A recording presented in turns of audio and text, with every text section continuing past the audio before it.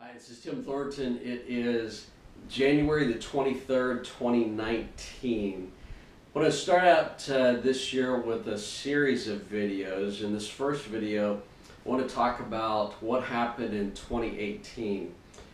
The Austin Board of Realtors just released numbers on the calendar year for 2018, and you've heard me say it before, you've heard me write about it many times.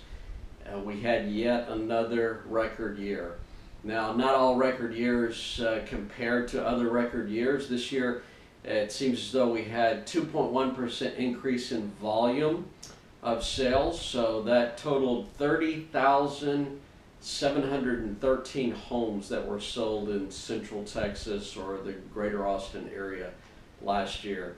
Those totaled approximately $11.9 billion, or almost $1 billion a month in average sales. It's just a few years ago that, 2 or 3 years ago, that I reported on the very first month ever that Austin actually had $1 billion in sales for a single month for real estate sales. So this year, this past year, we averaged almost $1 billion a month, even with a somewhat light December. That was smaller than the December from the previous year. We still had a record year.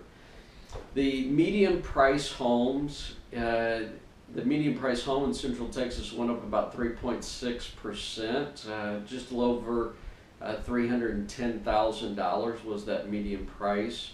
We had about 2.3 months of inventory in December, so by all accounts, that's still a market that leans toward the seller, not toward the buyer. Houses are still selling pretty fast. In fact, my clients have heard me say repeatedly, if it's priced right and it shows well and you've got good marketing, it's probably going to sell pretty fast. In Travis County and in Austin, we saw some of the highest median prices. In Travis County, it was about $350,000 for the median home price, and then the city of Austin, about $375,000 for the median price, although it's challenging to find a house in Austin for $375,000. They do still exist on the outskirts of the edges of Austin City itself. As we move out into the suburbs, where a lot of people seem to be moving these days, we look at Williamson County. The median home price is now up to $285,000. And so because of the cost of land, the cost of dirt, you're seeing more and more people that are moving away from the city and into the suburbs. And because the commute into town and into workplaces is really not that bad compared to many other places in the United States. And so in many other major cities that are comparable to Austin. That's, if we look at just the land cost and land value itself, the cost of dirt, as we get very close to downtown Austin, we draw those concentric circles around downtown Austin, we can see the price of dirt for an acre of land near downtown Austin is between about 1.6 and about $2 million an acre. Now that's not to assume that you could find an actual acre of land in downtown Austin, but if we prorated that out, that's about what an acre of land would cost. As we move out into the suburbs, as we get out into the edge of suburbia and Leander and Liberty Hill and some of the edges of Williamson County, we'll see that even though just 3 or 4 years ago the cost of dirt was as little, raw dirt was as little as $30,000 roughly, in some cases even a little bit less than that. Today we're seeing those same acres of land running north of $80,000 an acre, and in some cases even more than that. So the cost of dirt is greatly going up. We've seen a lot of expansion in some of these areas like Liberty Hill and Cedar Park, where the school district is doing everything that it can to keep up with growth of schools and building new schools every single day. if you follow the things that I write and I post online, you'll know that I was hedging a very strong bet that Amazon would choose Austin as the home of its second headquarters, or HQ2 as they referred to it, and I was wrong. So Amazon did choose for reasons that seem to be financially related in terms of rebates and money from governments, to move those onto the East Coast for those 50,000 jobs, or largely to the East Coast for those 50,000 or so jobs. And I think some of those jobs will end up going to Nashville. I wouldn't be surprised in the next 2 or 3 years if some of that still ends up migrating back into the Austin area as Amazon and Whole Foods does continue to grow in the Central Texas and Austin area. But that was not the only announcement. In fact, almost anticlimactic compared to the number of announcements and the number of companies that did choose Austin.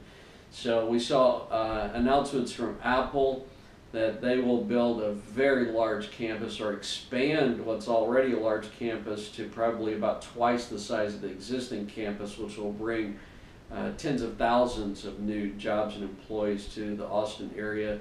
Indeed Corporation is moving their corporate headquarters to the Austin area, or moving a very large campus here. We're seeing pharmaceutical giant Merck that is building an innovation center here. HEB has announced that they will be building a research and innovation center, although that's not what they were calling theirs.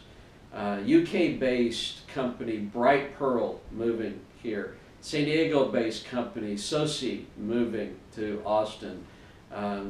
We're seeing companies, software companies from London and New Delhi, Sacramento, like Mod Squad, that are moving here. Energy companies, Energy Company 5, and those of you that are in the energy business probably know who that is, that are moving to the Austin area. Jackson Galloway Architects, these are major companies in each of these fields. Forbius Healthcare, we've seen over the last several months 2 Major League Soccer, or as the Europeans call it, football, leagues will be moving in, or teams will be moving in to the Austin area over the next year. In fact, I think they will start here just in the next month or two. We'll start practicing even before those 2 stadiums or fields, one of which will be at the F1 track, will be finished and ready for them, so they will start in temporary facilities. We saw our new resort park, the new resort water park in Round Rock broke ground just in the last several months, and I drove by there just a couple of days ago. I think there were 5 large cranes that boom into the air as they are building that massive facility that I think is going to open about this time next year. Resideo Technologies, which is going to be a spinoff, or is a spinoff of Honeywell, is going to start their corporate headquarters for that spinoff, which will be a major multi-billion-dollar corporation, publicly traded corporation here in the Austin area. We see a ton of startups and venture capital dollars that are coming into this area. One of those startups, to name one of many startups, is Pushnami, which is an AI-based, AI-powered, cloud-based messaging platform. I was at a party, an event with Pushnami just recently, and they are doing tremendously. Absolutely, they are just blowing and going, and the company is doing extremely well. I read a report just recently that said that 1,800 companies left California, the overwhelming majority last year, the overwhelming majority of which actually came to Texas, and a very high percentage of those companies, of course, would have come to the Austin area because of our high-tech industry that is here. So high-tech is one of the big fueling companies or drivers that is driving out all of these other industries. And so high-tech does not live in isolation in the world. And so every time a high-tech company announces a a few thousand or tens of thousands of jobs in the Austin area. That means healthcare grows. It means we're seeing architectural, real estate, we're seeing school industry that is growing. We're seeing a tremendous amount of growth that happens around those, and so Austin continues to be a place where people want to move, not just businesses because of a very favorable business climate, but also people are choosing to move to Texas, and many as 100 or more people a day are choosing to move to the Austin area. So 2018, huge year, another big record year for Austin, almost $1 billion a month in real estate revenue. A big year for me. Thank you very much for your business and your support and your referrals. I appreciate that greatly. And look for the next video that will follow this one as we talk a little bit more about what's happening and what I see is happening in 2019. Thanks so much. Look forward to seeing you at austinrealestatesecrets.com and at sellmyhouse78641.com. Now, that doesn't mean that if you live outside of 78641 that I can't sell your house, because all the things that we do here in 78641 I can do and do every single day in any area code in the Austin area. Thanks guys, I love you.